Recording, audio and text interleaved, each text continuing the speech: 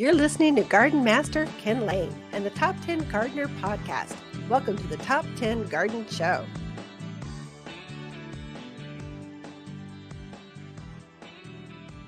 And we are back with Lisa Waters-Lane in the studio. She comes each week with your garden questions. Just what are people talking about? And boy, are gardeners starting to talk, aren't they? They're definitely Kind of fun. The classes are bigger. Yeah. There's more views online.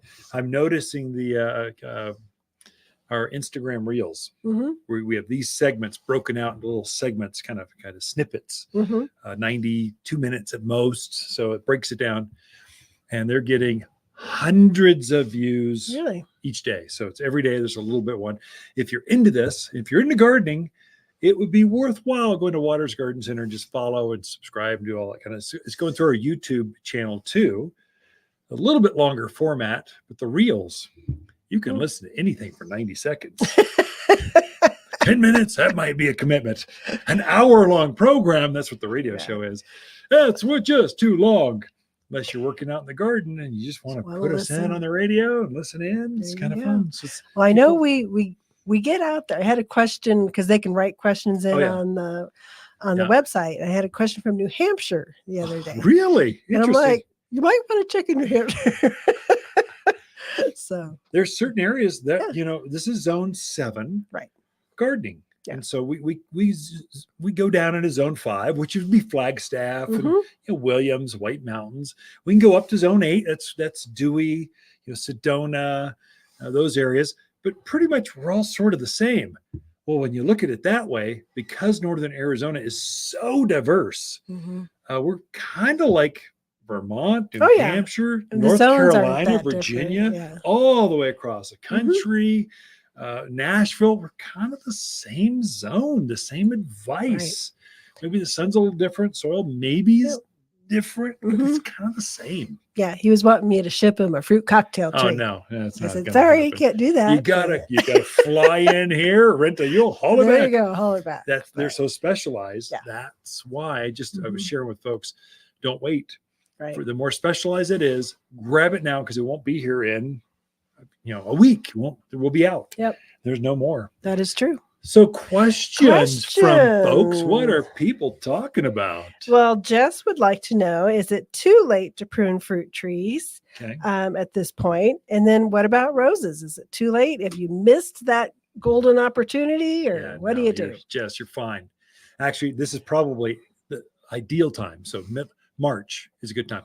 I would say you should feel some pressure. Okay, we're halfway through March. You need to get on this. Stop waiting. So by the end of the month, I think you're fine. Roses prefer to be pruned when you're starting to see that new growth. As they're growing, that's kind of your cue. Go for it. If your fruit trees are heavily budded, even if they're just cracking a little bit of color, go for it. Once they're in full bloom, you're kind of getting past the peak time, but better to prune it when you're past the peak time than to not prune it at all, because fruit trees, they like to be pruned. Right. So I think you're spot on. Go for it. Don't worry about it. Good. All right. Next question is from Valerie. She says, I saw the lily of the valley shrub at the store. Can you give me more specifics? Sun, shade, how long does it bloom, and what type of soil does it like? Well, first of all, Valerie, thanks for coming in. It's kind of visiting. That's super. And writing a question. That's awesome. So Lily of the Valley, they've just started to crack open. I showed them off at last week's class. They were starting to bloom, and they've got this intoxicating smell. There's this fragrance that's even brighter than lilacs or roses. It's just very, very bright. It can almost be too pungent sometimes. So it's perfect in a container because they stay small. And they're shade lovers. So you could put it in a container under that overhang, north facing gardens, under overhang of a patio or deck. It would shine with that. It's a good perennial, evergreen, gets up about knee high and just stays that without any pruning, just stays that size. There's very few shade loving perennials that keep their bounds, that won't outgrow their space, that has that kind of fragrance. It's really good. And the beauty is, if you're in that wildland interface, I see you got bunnies or deer coming through, they don't eat lily of the valley. So you should be good to go with that. So put it right out there in the gardens, in a container, in a raised bed. It'll take our climate, no problem. Just that sun in the middle of June, that 10 to 2 sun, that's hard on it. It'll get brown tips on the leaves and all kinds. If you've grown in other parts of the country, it's been fine in the full sun. Here, it needs some protection. So, and how long does it bloom? Oh, all spring. Like from now through all spring. It is a long blooming shrub. Crazy long. And I think we have 3 different varieties in right now. There's a silver one. That's variegated. Yeah, variegated. There's a green one, the traditional one that we've grown for years. And there's a new one, desert something it's got red growth on it or something. They're really pretty. Definitely. So check those out. Now's the time. You'll find Lily of the Valley, best selection now. In the summer, you won't find any. Okay. Just kind of comes down to that. All right. Next question is from Dan. He says, I really want to put in a Colorado spruce, but I live in Dewey. Will they grow there, or is there a tree that would actually do better there? Dan, so great question. So the native one that grows there is Arizona cypress. Okay. That grow there, it'll naturalize and just grows by itself. It sounds like you want a Christmas tree looking tree, and Arizona cypress does not look that way. And so Colorado spruce will grow there, no problem. But you'll probably need to put it on a drip system. You'll need to do that for anything out there, no matter what, until it gets fully rooted. So it takes a couple of seasons for the roots to get fully engaged into the gardens. So to grow out there, even a native like Arizona cypress. A Colorado spruce is actually a bigger plant. Colorados, they get, 50 feet tall, and they will get that big out there. No worries. I think at all elevation, you'll see spruce all the way down to even the verde areas. You'll see spruce as long as they're irrigated. So Prescott Valley, irrigated. So as you get higher elevations, the Groom Creeks and stuff, that's where they naturally grow. Yeah, you probably water them until they get rooted, and then you let them go by themselves. But they always look better. A little bit of food and water makes everything look better. So Dan, I'd say, don't worry. Come on in. Let's show you how to make this thing go. And you're probably watering a deep soak once a week. It's probably enough for those because they've got a pretty big root ball. Even in the peak of summer, maybe when it's 100 out there and you get that wind that funnels through that valley area, maybe it's twice a week at most. If you're going to kill a Colorado spruce out there, it won't be from the heat. It'll be from overwatering. Yeah, if you get into some of those clay patches out there, you do have to be a little more careful.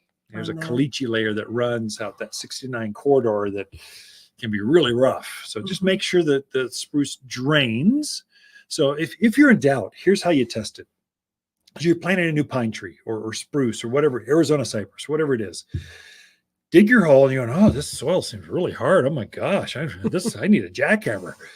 If you've got that kind of soil, test it before you plant. And so what you do is you dig your hole, then you fill it up with water in the morning. And if water is still sitting in that hole at the end of the day, you've got a problem. You just dug a bathtub. Dig it deeper, fill it up, and add some bubbles. Enjoy it, because your trees aren't going to like it. Right. What we'll do is we'll dig a chimney. We'll take a piece of that hole.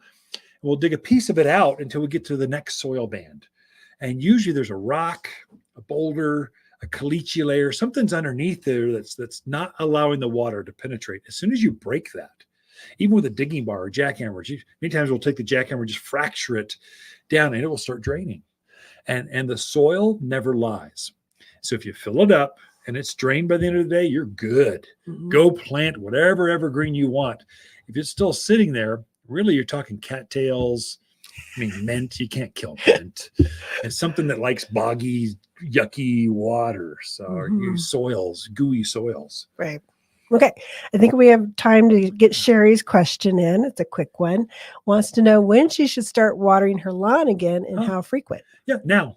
So I'd fertilize it now. Take the 744 all-purpose food. It's a granular food. It's like magic for lawns. Oh my gosh, you will wake it up and be green like next weekend. Make sure the lawnmower is sharp and ready to go. And then start watering. So March, plants, they'll start greening up like immediately. So I'd say now's your time. Go for it. And we are like that. We're out of time. Continues our 60th spring celebration. We're excited to invite you to Waters Garden Center's 60th Spring Open House. Last week was so fun, we decided to keep on celebrating. We have even more spring plants to show off, drawings, and more. There's giveaways, access to local plant experts, and hot dogs on the grill. Join the fun at Waters Garden Center's 60th Spring Open House all week long. You're listening to Ken Lain, aka the Top 10 Gardener. Ken can be found throughout the week in Prescott at Waters Family Garden Center. Listen daily as he answers the top 10 questions of the week, streaming on Apple, Google, Spotify, or wherever you download your podcasts.